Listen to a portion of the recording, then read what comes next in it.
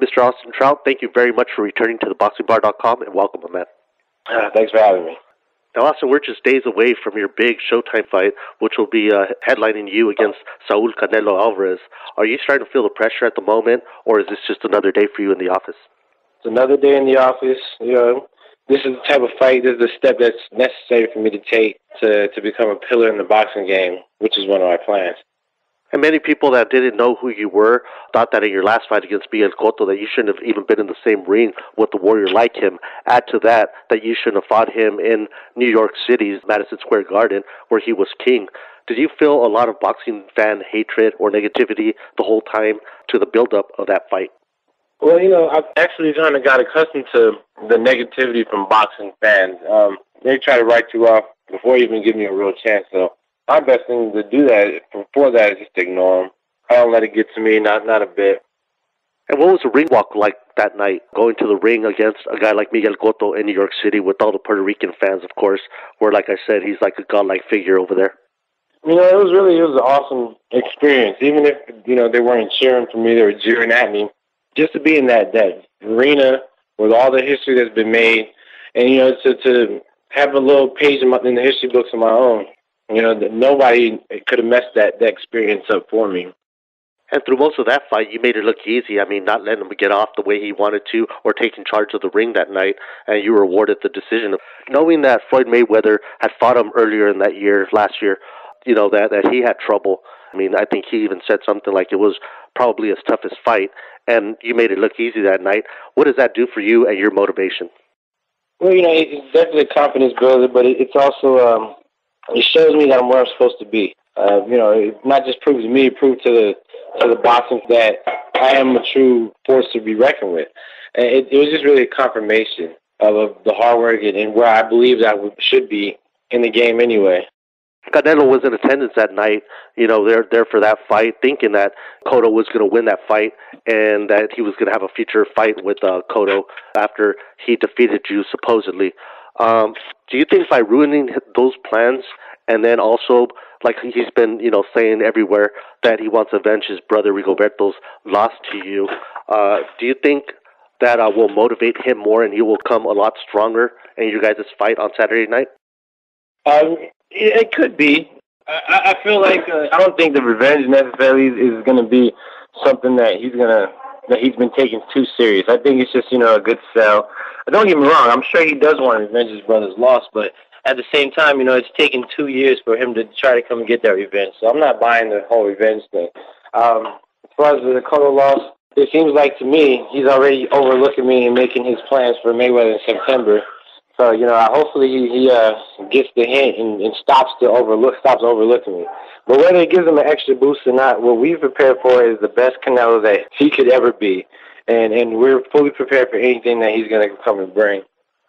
A lot of people are thinking, that you must be, nuts fighting Cotto in December over in New York and then now fighting the godlike figure of Mexico at the moment, the icon, Canelo Alvarez, and you're fighting him there in Texas, which is a neighboring state to his country of Mexico. Of course, it's a neighboring state of where you're from, Las Cruces, New Mexico. What do you think of fighting in Texas, this particular fight? They put in Texas purely for the benefit of Canelo. They didn't put in Texas because, I was actually born in El Paso, Texas. But it's a pro-Hispanic town, pro-Canelo town. The only reason why they did that, it's a pro-WBC town, state, I should say. It's all for the benefit of him. Again, they're trying to put me out of my element, or so they think. But, where it happens really doesn't matter to me, as long as it does happen. The only thing I ever ask for is a fair shake. I mean, if I win, let the judge see that I won. If I lose, let the judge see that I lost. I don't want a gift, and I don't want to be robbed. But, Texas is funny that way, and we've all seen how they can play for their champions. But, I have a bigger force behind my back. I believe wholeheartedly that this is my destiny. This is God's plan for me. So no judge, no commission, no state, no organization can mess with the plan that God has. So I don't care that it's in San Antonio. I think they're doing that for the fact that they feel like it's going to help him. But in my opinion, nothing can help him because it's just going to be me and him in the ring. And I can only control what happens in the ring and what I do. So if it ends up going to the judges, then, you know, that's in God's hands. While you were talking, I was thinking of, the first thing that came to mind is Chavez against Pernell Whitaker. And that fight was considered one of the biggest robberies. But having said what you just said, I mean, does that motivate you to want to knock him out? Or is that going to make you is that going to throw you off your game and make you look for a knockout because of maybe, you know, if it goes to decision, you might not get it? No, we're going to stick to the game plan. You know, once you start looking for a knockout, it'll never come. But I mean, I have confidence that we can knock him out. If it presents himself, we're definitely going to take it. We're not going to go out of our game plan to force a knockout per se, but you know, it'll be on the back of our mind. He thinks that you move a lot, or he says that you move a lot, and he knows that to go to your body and take away your legs to neutralize your movement, which is your offense or your defense. Do you got plans, or do you got something for that? Well, you know, he's got to get to the body first. So, you know, good luck with that plan.